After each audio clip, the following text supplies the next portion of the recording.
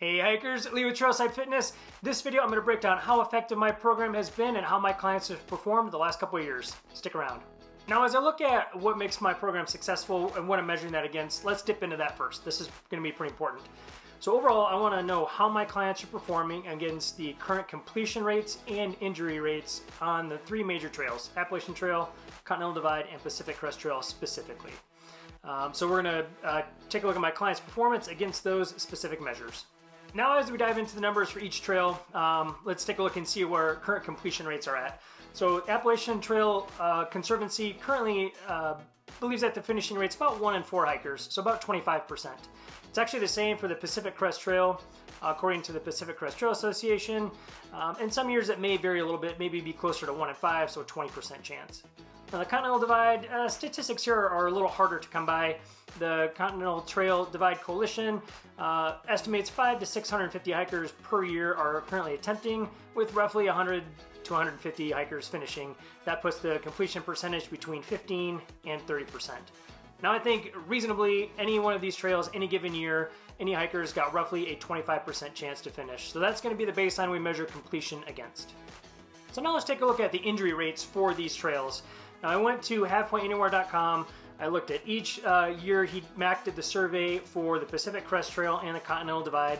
And then for the Appalachian Trail, I went over to thetrek.com. They've got a bunch of information there on the Appalachian Trail as far as injury rates and statistics go. Now, the Pacific Crest Trail and the Continental Divide, if you add up the percentage of hikers that leave each year, do the little math, it comes out to 26% for the Pacific Crest Trail and 26% for the Continental Divide. Nice and easy. Now when we look at the Appalachian Trail, it's actually identical, 26% according to the survey data that we've got. So all three trails have a 26% chance that hikers are going to have to abandon due to injury. So 26% is the number we're going to use as the baseline for my client's performance. Awesome. So hey, let's take a look at how I'm going to qualify my clients here. So I've got completed, partial completion, and then injury related. So the hikers that have completed their hike, for me, they went terminus to terminus. They've covered as many miles as possible around trail closures and reroutes for that given year. Partial completions, these are hikers that opted to end their hike early or changed their plans due to trail conditions, family, or other reasons. These are not injury-related trail exits. These hikers ended the hike on their own terms. And then there's the injury related. So these hikers did not finish due to injuries. The decision to end the hike was clear and correct. So looking at 2022, 74% of my clients completed their hike. They went terminus to terminus, did all the miles that were available, and had a great hike. 19% of my clients in 2022 had a partial completion, so again, a non-injury related exit, and 7% of my clients had a trail ending injury. Now, 2022, I had over 30,000 miles hiked by my clients on these three long-distance trails, injury-free, which is a pretty awesome stat. Super proud of my clients for putting in the time and the effort to have such a great year. Moving on to 2023, let's take a look at how my clients did. So, 72% of my clients had a completed hike, 19% have a partial completion, that's a non-trail ending or non-injury related exit, and then 9% had a trail ending injury. This year was a little bit different for hikers. The snowpack in this year was like 400% of normal or something, which created a lot of challenges. For those hikers that reached the Sierra, they had some extra time on their hands. I had numerous clients that rented a camper van, drove around the Southwest, did some hiking, waited for the Sierra to thaw out, and then continued their hike after that. Other hikers decided, you know what, it's not the year for me. I'm going to do some other hiking and other exploring this summer and just kind of push the PCT off for now. Less of an issue on the AT and the CDT this year, but just definitely some logistical challenges on the PCT.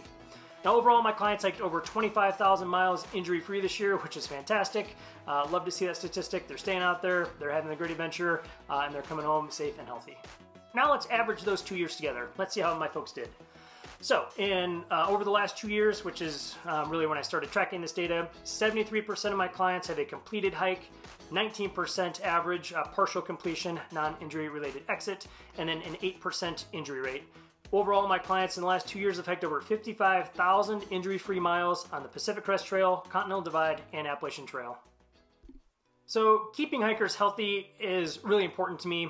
This next graph we're going to take a look at here takes a look at the overall health of the hiker.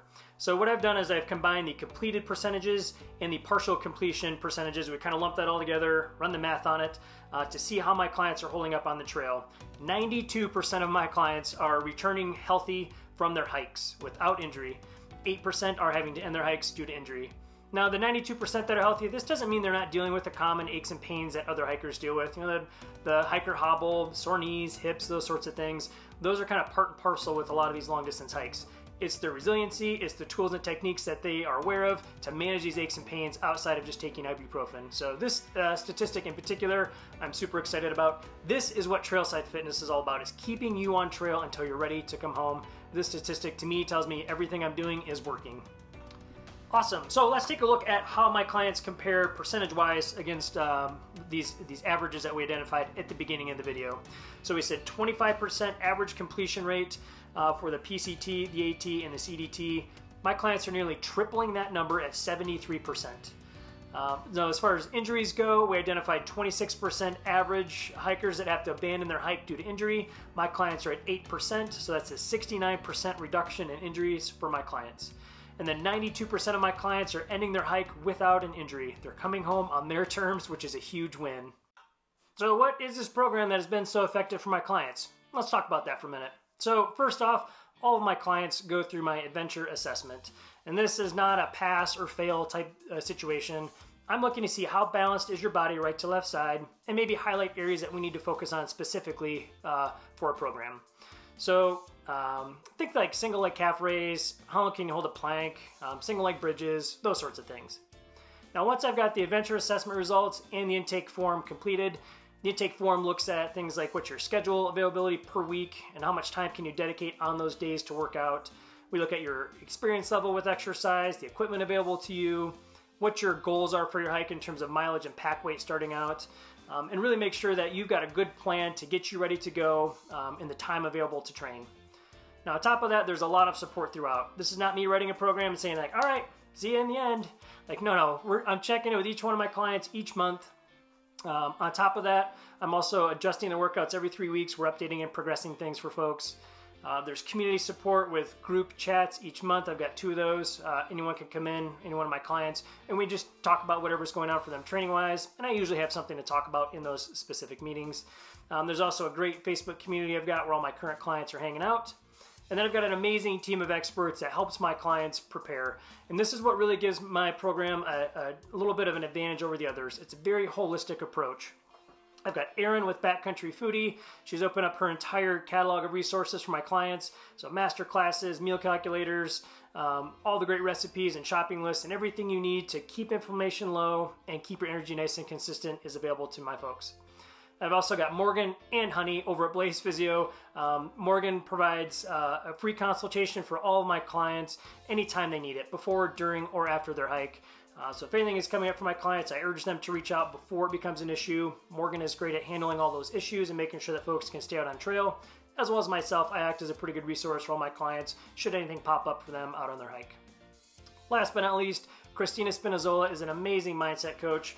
She hiked the PCT in 2022. She's got some great tips and techniques to help stay strong in mindset throughout the duration of a thru hike. So it's great to have her on board. So we're really kind of covering like the mind, the body, the nutrition, the training, all these pieces that come together to help my clients be as successful as you're seeing in these numbers here. There's some other surprises and things too, but I like to keep those for the folks that actually sign on. Last but not least, if you're interested in working with me and want to learn more, comment below wherever you're watching this video. I'll reach out to you, we'll have a conversation and see if you're a good fit for my program.